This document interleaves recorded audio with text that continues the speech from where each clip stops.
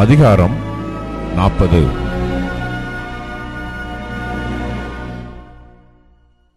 பின்னும் கர்த்தர் யோபுக்கு உத்தரமாக, சர்வ வல்லவரோட வழக்காடி அவருக்கு புத்தி படிப்பிக்கிறவன் யார்? தேவன் பேரில் குற்றம் பிடிக்கிறவன் இவைகளுக்கு உத்தரவு சொல்ல கடவன் என்றார்.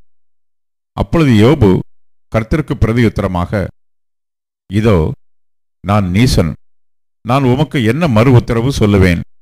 என் கையினால் என் வாயை பொத்திக் கொள்கிறேன். நான் 2 தரம் பேசினேன், இனி நான் பிரதியுத்தரம் கொடாமலும் பேசாமலும் இருப்பேன் என்றான். அப்பொழுது கர்த்தர் பெருங்காற்றிலிருந்து யோபுக்கு உத்தரவு அருளினார்.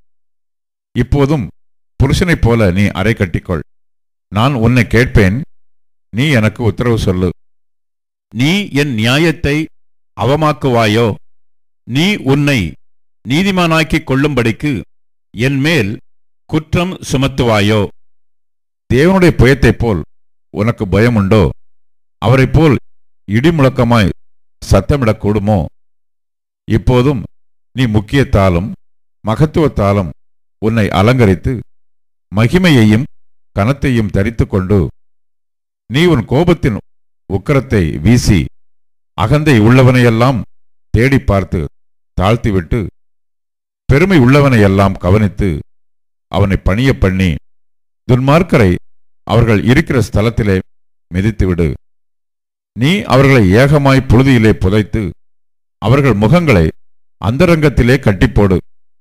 அப்பொழுது உன் வலதுகை உனக்கு ரட்சிப்பு உண்டு பண்ணும் என்று சொல்லி நான் உன்னை புகழுவேன். இப்போதும் பிகமோத்தை நீ கவனித்துப் பார். உன்னை உண்டாக்கினது போல அதையும் உண்டாக்கினேன். அது மாட்டைப் போல் புல்லை தின்னும்.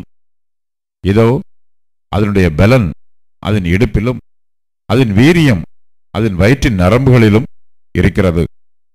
அது தன் வாளை கேதுரு மரத்தைப் போல் நீட்டுகிறது. அதன் இடுப்பு நரம்புகள் பின்னிக் கொண்டிருக்கிறது. அதன் எலும்புகள் கெட்டியான வெண்கலத்தைப் போலவும் அதன் அஸ்திகள் இருப்பு கம்பிகளைப் போலவும் இருக்கிறது. அது தேவனுடைய கிரியைகளில் பிரதானமான ஒரு கிரியை. அதை உண்டாக்கினவர் அதற்கு ஒரு பட்டயத்தையும் கொடுத்தார். காட்டு மிருகங்கள் யாவும் விளையாடுகிற மலைகள் அதற்கு மேய்ச்சலை விளைவிக்கும். அது நிழலுள்ள செடிகளின் கீழும் நாணலின் மறைவிலும் உளையிலும் படுத்துக்கொள்ளும்.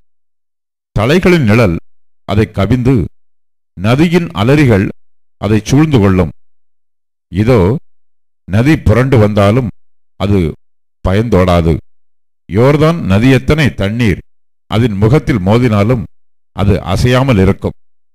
அதன் கண்கள் பார்த்திருக்க அதை யார் பிடிக்கக்கூடும்? மூக்கணாம் கயிறு போட அதன் மூக்கை யார் குத்தக்கூடும்?